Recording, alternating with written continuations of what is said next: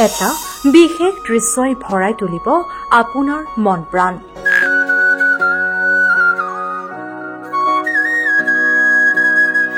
হিন্দু মুছলমান খিলঞ্জীয়া বহিৰাগত ঊৰ্ধত এই দৃশ্য। নেপালী লোকক পুত্ৰ মৰ্যাদাৰে মুখাগ্নি সাংবাদিক মজিবুৰৰ। পুনৰবাৰ মানৱতাৰ নিদৰ্শন দাঙি ধৰিলে সাংবাদিক মজিবুৰে।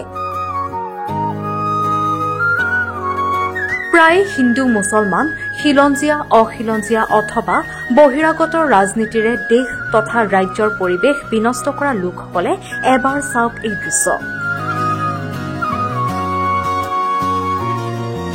কোন হিন্দু কোন মুছলমান,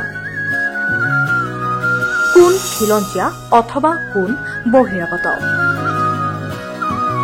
এই দৃশ্য দেখিলে আপুনিও পাহৰি পেলাব এনেকুৱা কিছুমান ধৰ্মীয় অথবা জাতিগত ভেদাভেদ। এইজন নলবাৰীৰ সাংবাদিক মজিবুৰ ৰহমান।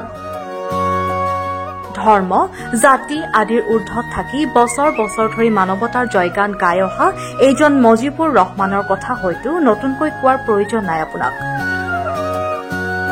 নিজৰ কৰ্মৰে মহানতাৰ পৰিচয় দাঙি ধৰি প্ৰায়ে ভাঙিবলৈ ধৰা আমাৰ সমাজখনক জোৰা দিবলৈ চেষ্টা কৰি অহা মজিবুৰে পুনৰ দাঙি ধৰিলে মানৱতাৰ সুন্দৰ নিদৰ্শন। এইবাৰ এজন নেপালী বৃদ্ধৰ অন্ত্যেষ্টিক্ৰিয়া সম্পন্ন কৰিলে নলবাৰীৰ সাংবাদিক মজিবুৰ ৰহমানে। জীৱনৰ অন্তিমটো সময়ছোৱাত পৰিয়াল আত্মীয় স্বজনৰ দ্বাৰা এলাগী হৈ পৰা আশীৰ ঊৰ্ধৰ বৃদ্ধগৰাকী লুলুং ছেত্ৰী। মানসিক ৰোগত আক্ৰান্ত হোৱা শ্বিলঙৰ লুলুং ছেত্ৰী জীৱনৰ শেষ সময়ছোৱাত এলাগী হৈ পৰিছিল নিজৰ পৰিয়ালত। অতি শেহতীয়াকৈ লোকজন মানসিক ৰোগত আক্ৰান্ত হোৱাৰ পাছত পৰিয়ালৰ লোকে পেলাই থৈ গৈছিল আমিনগাঁও ৰাজপথত।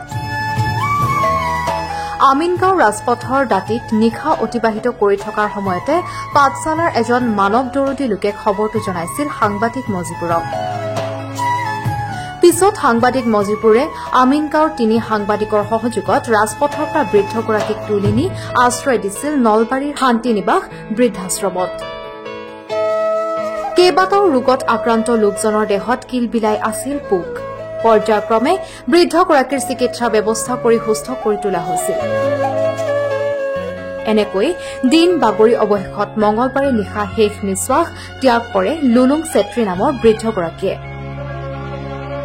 বুধবাৰে শান্তিনিবাস বৃদ্ধাশ্ৰমৰ বাকৰিত বৃদ্ধগৰাকীৰ বিদেশী আত্মাৰ সদগতিৰ অৰ্থে শেষ শ্ৰদ্ধাঞ্জলি জনাই আশ্ৰমখনৰ পৰিচালক তথা সাংবাদিক মজিবুৰ ৰহমান, সাংবাদিক জ্যোতিষ্মান শৰ্মা, উদীপ্ত কুমাৰকে ধৰি আশ্ৰমখনিৰ আৱাসীসকলে।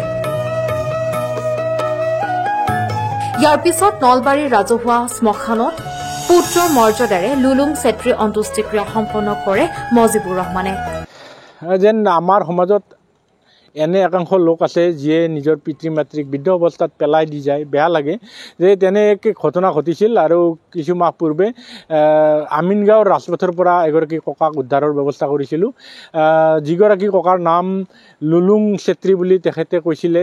ভালদৰে পৰিচয় দিব নোৱাৰে, শ্বিলঙৰ ঘৰ বুলি কৈছিল। শেহতীয়াভাৱে তেখেতৰ পৰিয়ালটো শ্বিলঙত থাকিছিল আৰু অন্তিম সময়ত তেখেতক পেলাই থৈ গৈছিল এই যে আমিনগাঁও ৰাজপথত অ'ত ত'ত চুচুৰি বাগৰি থকা অৱস্থাত এগৰাকী লোকে মোক খবৰ দিছিলে। আৰু আমিনগাঁৱৰ 3গৰাকী সাংবাদিক বন্ধুৰ সহযোগত তেখেতক উদ্ধাৰৰ ব্যৱস্থা কৰি শান্তিনিবাস বৃদ্ধাশ্ৰমত আশ্ৰয়ৰ ব্যৱস্থা কৰিছিলোঁ। আৰু বহুদিন তেখেতক পাৰ্যমানে ট্ৰিটমেণ্ট কৰাৰ চেষ্টা কৰিলোঁ, চিকিৎসাৰ ব্যৱস্থা কৰিলোঁ। আৰু তেখেতৰ দেহটোত আচলতে দুখজনক কথা, জীয়াই থকা অৱস্থাতে তেখেতৰ দেহত পোক লাগিছিল। আমি যেতিয়া আনিছিলোঁ সেইবোৰ সকলোবোৰ ভাল কৰিছিলোঁ, ভাল হৈছিল। কিন্তু যোৱা নিশা তেখেতে ইহলীলা সম্বৰণ কৰিলে, আমাৰ মাজৰ পৰা গুচি গ'ল। শান্তিনিবাস বৃদ্ধাশ্ৰমত আজি তেখেতক শেষ শ্ৰদ্ধাঞ্জলি জনোৱা হ'ল। আৰু তাৰপিছত নলবাৰীৰ ৰাজহুৱা শ্মশানভূমি এই পবিত্ৰ স্থানত তেখেতৰ অন্ত্যেষ্টিক্ৰিয়া সম্পন্ন কৰা হয়। বৰ্তমানে এই কাৰ্যসূচী চলি আছে। আৰু এই যি পুত্ৰ মৰ্যাদা মুখাগ্নি মই নিজ হাতে কৰিলোঁ।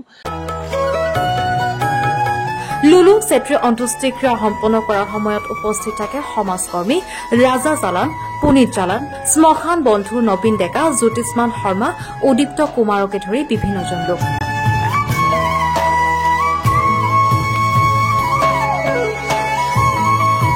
ব্যুৰো ৰিপৰ্ট, প্ৰতিবিম্ব লাইভ।